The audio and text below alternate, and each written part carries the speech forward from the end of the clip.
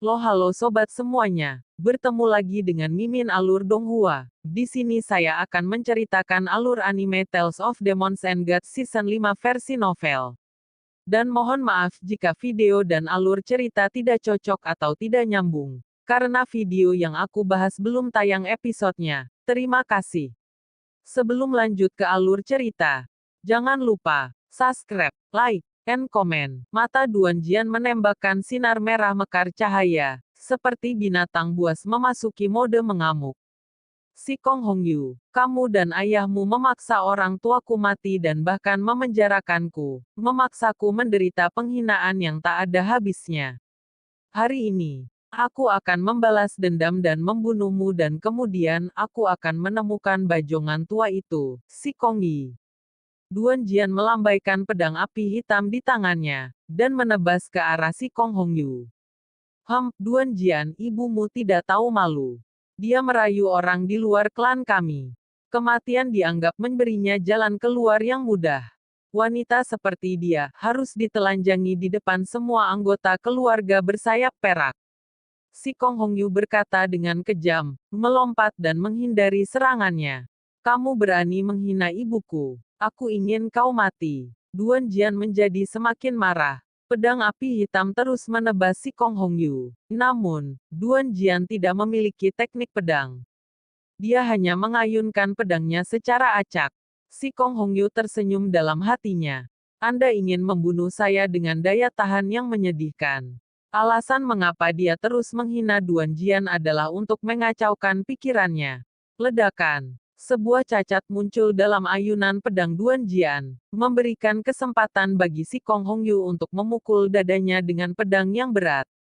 Saat pedang berat si Kong Hongyu hendak mendarat di tubuh Duan Jian, matanya meledak dengan cahaya yang mengerikan.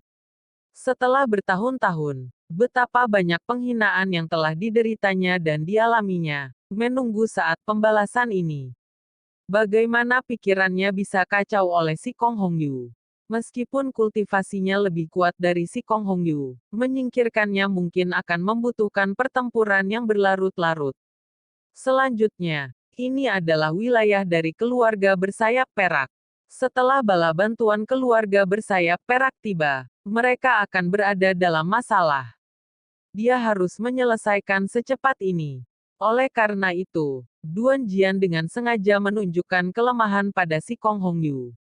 Tepat ketika pedang besarnya akan terjun ke dalam dirinya, Duan Jian tiba-tiba mengulurkan tangan kirinya dan meraih ke atas pedang besar itu dan kemudian mengayunkan pedangnya ke leher si Kong Hongyu. Si Kong Hongyu menyusut. Dia tidak pernah berpikir bahwa Duan Jian tidak akan menderita kerusakan apapun dari serangannya dan bahkan akan meluncurkan serangan balik yang sengit. Pada saat yang tepat, dia meninggalkan pedangnya dan membungkukkan punggungnya ke belakang, menghindari serangan Duan Jian. Duan Jian tiba-tiba membuang kakinya dan menendang perut si Kong Hongyu, mengirimnya terbang dan sangat menabrak pohon besar dan dengan kekuatan yang cukup, ledakan terdengar. Jejak darah keluar dari sudut mulutnya. Tendangan itu menimbulkan kerusakan parah padanya. Jika bukan karena perlindungan zirah peraknya, tendangan itu saja sudah lebih dari cukup untuk melumpuhkannya. Nili menyaksikan seluruh pertempuran. Meskipun keterampilan tempur Duan Jian tidak terlalu halus, dia akrab dengan kekuatannya sendiri. Dia menggunakan tubuh fisiknya yang kuat untuk memberikan pukulan berat kepada si Kong Hongyu, mengakhiri pertempuran dengan cepat. Si Kong Hongyu mati. Duan Jian dengan dingin menggeram, mengangkat pedang tajam di tangannya, menyerbu menuju si Kong Hongyu. Menghadapi musuh ini, dia tidak memiliki keraguan sedikit pun dalam tindakannya, ingin membunuh si Kong Hongyu segera.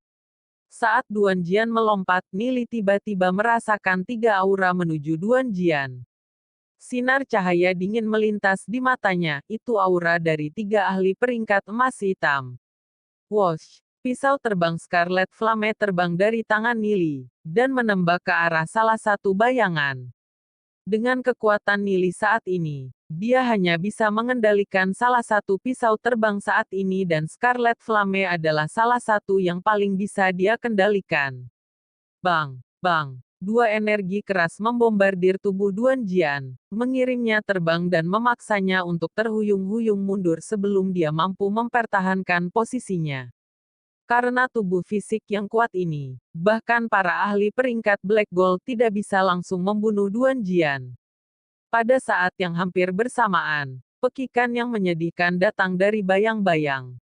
Sesosok terbang keluar dan tiba-tiba dipaku ke batang pohon besar. Itu adalah salah satu ahli peringkat Black Gold. Ketika ahli peringkat Black Gold sedang menuju ke arah Duan Jian, dia diam-diam dipukul di dada oleh pisau terbang Nili es Scarlet Flame, dan dipaku mati di batang pohon. Dengan kekuatan Nili saat ini, dia masih bukan lawan dari pakar peringkat Black Gold, namun dengan menggunakan Scarlet Flame melawan lawan yang tidak siap, bahkan jika itu adalah ahli peringkat Black Gold, mengambil serangan akan berarti kematian. Dengan manipulasi kekuatan jiwanya, pisau terbang Scarlet Flame terbang kembali ke tangan Nili. Berbalik dan melihat pemandangan ini, rasa takut yang mendalam muncul dari mata dua ahli peringkat emas hitam ketika mereka melihat Nili, yang saat ini berdiri di cabang pohon dengan pisau terbang yang sudah ada di tangannya. Mereka segera menyalak mundur. Dua pakar peringkat emas hitam berpegangan pada si Kong Hongyu dan melompat ke bagian hutan yang berbeda. Duan Jian memegangi dadanya dan akan mengejar mereka. Namun, suara tenang Nili datang. Kembalilah. Tidak perlu mengejar mereka lebih jauh, kita tidak akan bisa mengejar mereka. Kita harus segera pergi. Jika bajongan tua itu, si Kongyi, datang ke sini, kita tidak akan bisa melarikan diri lagi. Petik 2. Menyelesaikan pidatonya, Nili melompat. Dia benar-benar membiarkan wanita itu, si Kong Hongyu, untuk melarikan diri. Duan Jian menghela nafas kesal, lalu mengikuti Nili. Mengenai masalah keluarga bersayap perak, Nili tidak siap untuk campur tangan terlalu banyak. Karena itu, ia membiarkan Duan Jian untuk membuat keputusan.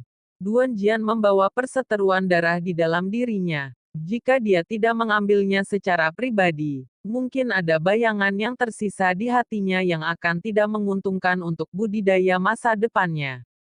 Setelah semua yang dia alami dalam kehidupan sebelumnya, Nili mengerti bahwa ada beberapa hal yang harus dilakukan secara pribadi. Itu tidak bisa dilakukan oleh tangan orang lain. Hari ini, keluarga bersayap perak menderita cukup menyedihkan. Dia memperkirakan bahwa mereka tidak akan dapat pulih dari pukulan ini dalam waktu singkat. Selanjutnya, pisau terbang Nili membunuh seorang ahli peringkat emas hitam dari keluarga bersayap perak, jadi mereka mungkin tidak akan mengirim orang lemah lagi setelah mereka. Nili dan Duan Jian bertemu dengan Xiaoning, Duze dan yang lainnya, menggunakan pasta cloud yang dirumuskan untuk sedikit mengubah penampilan mereka dan dengan cepat menghilang ke kedalaman hutan. Si Kongyi mencari di hutan belantara selama beberapa jam, tetapi tidak dapat menemukan Nili dan yang lainnya dan hanya bisa kembali tanpa daya. Setelah kembali, dia dibuat sadar bahwa selama dia menghabiskan waktu mencari jejak Nili dan teman-temannya, mereka benar-benar tetap berada di wilayah keluarga bersayap perak dan menyebabkan lebih banyak keributan, bahkan membunuh seorang ahli peringkat Black Gold. Ini menyebabkan si Kongyi mengamuk karena marah. Melihat mayat pakar peringkat emas hitam, si Kongyi dengan marah meninju pohon terdekat, menghancurkannya. Lei Zuo, hutang ini akan dilunasi. Suatu hari aku akan menemukanmu dan menghancurkanmu. Raung si Kongyi, dengan geram.